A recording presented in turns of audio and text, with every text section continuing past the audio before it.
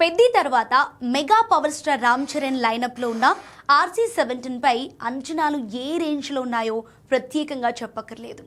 రంగస్థలం వంటి industry hit తర్వాత Charan Sukumar combo మళ్ళీ రిపీట్ అవుతుండటంతో అభిమానులు ఈ సినిమా కోసం ఎంతగానో ఎదురు చూస్తున్నారు. అయితే తాజాగా ఈ చిత్రానికి సంబంధించిన ఒక సాలిడ్ అప్డేట్ వైరల్ అవుతోంది.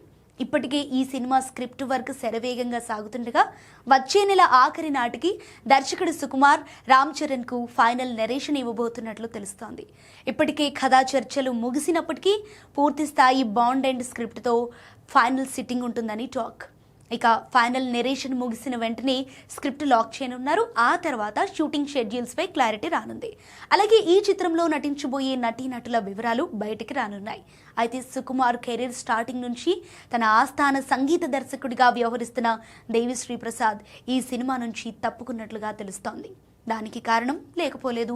సో ప్రజెంట్ దేవిశ్రీ ప్రసాద్ హీరోగా ఎంట్రీ ఇస్తూ ఎల్లమ్మ అనే సినిమా చేస్తున్నాడు. దీంతో RC-17 కోసం మరో సంగీత దర్శకుడిని తీసుకునే ఆలోచనలో ఉన్నాడట సుకుమార్.